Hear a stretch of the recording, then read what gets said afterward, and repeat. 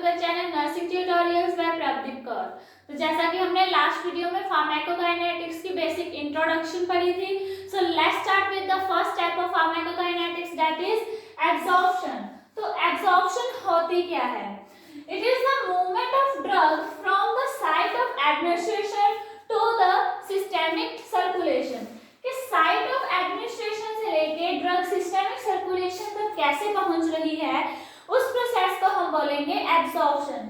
Like जब हमने किसी भी साइट पे मान लीजिए ड्रग को एडमिनिस्टर किया, जैसे कि ऑरल, आईएम या आईवी, किसी भी रूट से ड्रग बॉडी के अंदर एडमिनिस्टर हुई, उसके बाद वो कैसे ब्लड सर्कुलेशन में जा रही है, उस प्रोसेस को बोलते हैं हम एब्जॉर्प्शन। ओके, सो इसके बहुत सारे फैक्टर्स हैं जो अफेक्ट करते हैं द रेट ऑफ एब्जॉर्प्शन को। तो वो कौन कौन से फैक्टर्स हैं? First is physical state of drug. Physical state of drug का मतलब क्या है कि जो ड्रग है वो लिक्विड फॉर्म में है या फिर वो सॉलिड फॉर्म में है। सो एज यू नो कि लिक्विड थिंग जो होती है वो इजीली मिक्स हो जाती है और इजीली एब्जॉर्ब हो सकती है, ठीक है। तो this will be absorption will be faster in case of liquid form and slower in case of solid form. Okay, so next is the particle size. जैसे कि मैंने आपको पहले भी बताया था कि फिल्ट्रेशन के केस में जितना पार्टिकल का साइज स्मॉलर होगा उतनी ही एब्जॉर्प्शन रेट जो होगा वो ज्यादा होगा, ठीक है। तो वही है, smaller the particle size larger will be the absorption. Okay, next है डिसइंटीग्रेशन टाइम। सो डिसइंटीग्रेशन टाइम क्या होता है कि ड्रग को डिसइंटीग्रेट होने में कितना टाइम लग रहा है। And what is disintegrate? Disintegrate का मतलब कि ड्रग मॉलिक्यूल की ब्रेकडाउन इनटू स्मॉलर पीसेस कितनी जल्दी हो रही है, उस पर भी डिपेंड करेगा कि एब्जॉर्प्शन कैसी होगी। Okay, next is the pH and ionisation. So pH जितने भी एसिडिक या फिर बेसिक ड्रग्स होती हैं, ठीक है, उन वो क्या होती है, उन्हें हम आयनाइज्ड ड्रग्स कहते हैं, ठीक है, क्योंकि उनमें आयंस होते हैं, तो वो आयनाइज्ड ड्रग्स हैं। तो जो आयनाइज्ड ड्रग्स हैं वो वाटर सॉल्युबल होती हैं। ओके, अब वाटर सॉल्युबल ड्रग जो होगी वो इजीली वाटर के साथ मिक्स अप कर जाएगी, उस वाटर के साथ बाउंड हो जाएगी और इजीली बॉडी से एक्सक्रीट आउट हो जाएगी in the form of urine, ठीक है। और जो अनआयनाइज्ड ड्रग्स हैं, ठीक है, वो लिपिड सॉल्युबल होती हैं, ठीक है। लिपिड सॉल्युबल है, इट मींस वो इजीली सेल मेम्ब्रेन्स को, बैरियर्स को क्रॉस करेगी और इजीली एब्जॉर्ब होती जाएगी, ठीक है। सो ये आ गया कि पीएच और आयनाइजेशन में जो आयनाइज्ड है वो वाटर सॉल्युबल है, उसकी एब्जॉर्प्शन इतनी ज्यादा नहीं होगी जितनी लिपिड सॉल्युबल की होगी। Next is the route of drug administration. तो रूट ऑफ ड्रग एडमिनिस्ट्रेशन में देखो, जैसे कि मैंने आपको बताया कि एब्जॉर्प्शन होती क्या है कि साइट ऑफ एडमिनिस्ट्रेशन से लेके ब्लड तक ड्रग कैसे पहुंच रही है, दैट इज एब्जॉर्प्शन। तो in case of IV route, इसमें क्या होता है, हम डायरेक्टली ड्रग किसमें एडमिनिस्टर कर रहे हैं, ब्लड में। तो इस केस में तो सारी 100% ड्रग जा ही ब्लड में रही है, ठीक है। तो इसमें एब्जॉर्प्शन की स्टडी करना इतनी इंपॉर्टेंट नहीं है, क्योंकि डायरेक्टली सारी जो ड्रग है वो कहाँ जाएगी, ब्लड में। और नेक्स्ट है आईएम रूट, इंट्रामस्कुलर। इस केस में जो ड्रग की एब्जॉर्प्शन है वो ज्यादा होगी rather than the oral route, वहां पर लेसर होगी। क्यों होता है ऐसा? क्योंकि जो ओरल रूट है वहां पे ड्रग को फर्स्ट पास मेटाबॉलिज्म में भी जाना पड़ता है, वहां पे उसकी फर्स्ट पास मेटाबॉलिज्म होती है। मैं आपको बताऊंगी आगे कि फर्स्ट पास मेटाबॉलिज्म क्या होती है। फिलहाल के लिए आप यही देखो कि जो ओरल रूट है उसमें ड्रग को फर्स्ट पास मेटाबॉलिज्म के लिए जाना पड़ता है, उस वजह से उसकी एब्जॉर्प्शन रेट कम हो जाता है। और आईएम में उसकी फर्स्ट पास मेटाबॉलिज्म नहीं होती और इस वजह से वो ग्रेटर एक्सटेंट में एब्जॉर्ब होती है। नेक्स्ट क्या है, लिपिड सॉल्युबिलिटी। तो जैसे मैंने आपको इधर ही बताया कि जो लिपिड सॉल्युबल ड्रग्स हैं वो इजीली एब्जॉर्ब होंगी, ठीक है। तो that will be absorbed in a better way rather than the water soluble drugs. Okay, so next is the presence of food and other drugs. तो आपने कई बार सुना होगा कि डॉक्टर्स मेडिसिन जो प्रेस्क्राइब करते हैं तो कभी कहते हैं कि इस मेडिसिन को आपने एम्प्टी स्टमक लेना है, सुबह उठते ही पहले आपने मेडिसिन लेनी है, उसके आधे घंटे के बाद आपने कुछ खाना है।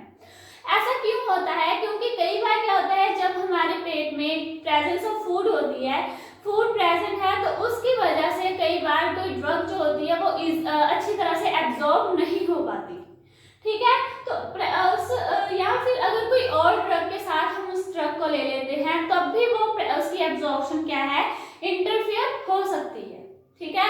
So it is very important step while studying the absorption.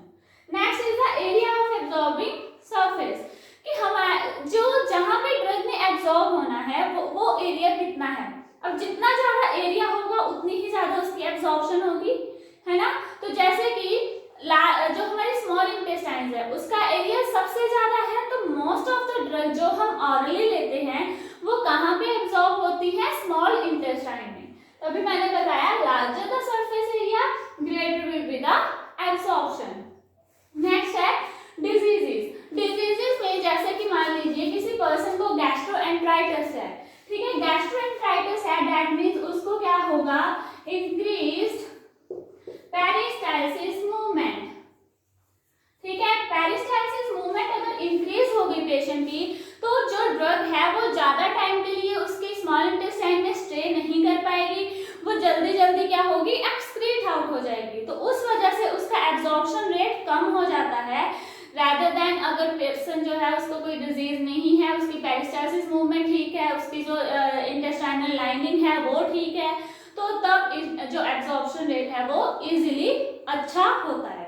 Okay, सो अभी हम नेक्स्ट पढ़ते हैं कि बायोअवेलेबिलिटी क्या होती है। Let's start with the example कि बायोअवेलेबिलिटी क्या होती है। मान लीजिए आपने पेशेंट को 100 mg की एक टैबलेट एडमिनिस्टर की, टैबलेट एडमिनिस्टर की, दैट मींस वो क्या होगी, ऑरली।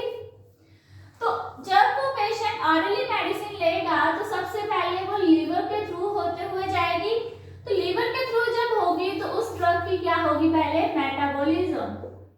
ओके, सो मेटाबॉलिज्म के टाइम पे उसकी मान लो 40 mg जो ड्रग थी वो मेटाबोलाइज हो गई।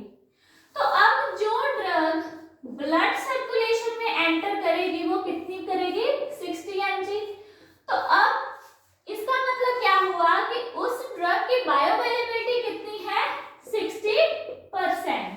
Okay, so now let's start with the definition. Definition क्या हुई कि fraction of drug, fraction of drug means कि जो 60 mg ड्रग है, okay, fraction of drug that reaches the systemic circulation from a given dose in an unchanged form। given dose कितनी है हमारे पास, 100 mg। Okay, जो 100 mg डोज दी थी उसमें से फ्रैक्शन ऑफ ड्रग जो सिस्टमिक सर्कुलेशन में एंटर कर रही है उसे हम बोलते हैं बायोअवेलेबिलिटी। सो फैक्टर्स क्या क्या है जो बायोअवेलेबिलिटी को अफेक्ट करते हैं। Okay, first is the first pass metabolism and next is the hepatic diseases. So what is first pass metabolism? First pass metabolism में क्या है कि जब हम कोई भी ड्रग ऑरली एडमिनिस्टर करवाते हैं, ओके, तब क्या होता है वो पहले गट वॉल के थ्रू होके जाती है। गट वॉल मींस कि जो जीआई ट्रैक्ट की वॉल है वहां से होके जाएगी और कहां एंटर करेगी, पोर्टल वेन में। ओके, पोर्टल वेन के थ्रू फिर वो चलेगी लीवर में, और लीवर में उसके लीवर के जाने के बाद वो क्या होगी, सिस्टमिक सर्कुलेशन होगी उसकी, सॉरी सिस्टमिक सर्कुलेशन में वो एंटर करेगी और उसके बाद वो क्या कर जाएगी, साइट ऑफ एक्शन में पहुंच जाएगी, दैट मींस डिस्ट्रीब्यूट हो जाएगी drug. Okay, so during this passage जब ये सब कुछ जब हो रहा था उस टाइम पे क्या हुआ, सर्टेन ड्रग्स गेट मेटाबोलाइज्ड। जैसे कि आपको पता है कि लीवर में सबसे ज्यादा मेटाबॉलिज्म होती है ड्रग की, तो वो लीवर में कुछ ड्रग्स क्या होती है, मेटाबोलाइज हो जाती हैं, और उसके बाद वो वाला फ्रैक्शन जो मेटाबोलाइज हो गया वो वहीं से फिर क्या हो जाएगा, रिमूव हो जाएगा बिना एनी एक्शन किए। ओके, तो वो जो पार्ट रिमूव हो गया बिना सिस्टमिक सर्कुलेशन में भी एंटर नहीं किया, पहले ही रिमूव हो गया, that is the first pass metabolism. ठीक है, तो उस वजह से क्या होगा, फर्स्ट पास मेटाबॉलिज्म जब हो गई उससे बायोअवेलेबिलिटी डिक्रीज हो जाएगी, क्योंकि वो वाला पार्ट जो था वो सिस्टमिक सर्कुलेशन में पहुंचा ही नहीं। जैसे कि इस एग्जांपल में मान लीजिए ये वाला स्टेप जो आया, ये आया फर्स्ट पास मेटाबॉलिज्म का। ठीक है, ये जो मेटाबोलाइज हुई थी 40 mg ड्रग, ये बाद में सीधे रिमूव आउट हो जाएगी हमारी बॉडी से, एक्सक्रीट आउट हो जाएगी। तो ये फर्स्ट पास मेटाबॉलिज्म हुई, जिस वजह से अब बायोअवेलेबिलिटी डिक्रीज होगी। ओके, तो जैसे कि अभी आईवी रूट ले लीजिए आप। आईवी रूट में क्या होता है, डायरेक्टली ही जो ड्रग है वो कहाँ जाती है, ब्लड में। तो उस केस में ड्रग की बायोअवेलेबिलिटी 100% होगी, क्योंकि सारी ड्रग जो है वो डायरेक्टली ब्लड में जा रही है। ओके, वो कोई फर्स्ट पास मेटाबॉलिज्म में एंटर नहीं हो रही, वो डायरेक्टली ब्लड में जाएगी, तो उसकी बायोअवेलेबिलिटी 100% होगी। तो जो बायोअवेलेबिलिटी का कंसेप्ट है वो कहाँ पर पढ़ना जरूरी है, जहाँ पे ऑरल मेडिकेशन दे रहे हैं वहां पर सबसे ज्यादा ये कंसेप्ट पढ़ना जरूरी है। ओके, सो नेक्स्ट है hepatic diseases. Hepatic disease bioavailability को कैसे इफेक्ट करता है, देखिए अगर मान लीजिए कोई लीवर में प्रॉब्लम है, ओके, लीवर में प्रॉब्लम है तो लीवर किसी ड्रग को अच्छे से मेटाबोलाइज नहीं कर पाएगा। तो अगर मेटाबोलाइज नहीं कर पाया तो उससे बायोअवेलेबिलिटी इंक्रीज कर जाएगी। मान लीजिए अगर उसने 40 mg ड्रग को मेटाबोलाइज करना था, वहीं अगर उसमें कोई डिजीज है लीवर में तो वो सिर्फ 20 mg ही ड्रग को मेटाबोलाइज कर रहा है, तो उससे जो बायोअवेलेबिलिटी हो जाएगी वो 80 mg हो जाएगी, ठीक है, या 80% हो जाएगी। तो इस वजह से जो बायोअवेलेबिलिटी है वो इंक्रीज हो जाती है। ओके, सो यही था हमारा बायोअवेलेबिलिटी का कंसेप्ट। आई होप आप सभी को समझ आया होगा, और अगर आपको ये वीडियो पसंद आई हो तो प्लीज लाइक, शेयर और कमेंट करके मुझे जरूर बताइए कि आपको वीडियो कैसी लगी, और चैनल को सब्सक्राइब करना मत भूलिए। Thank you very much.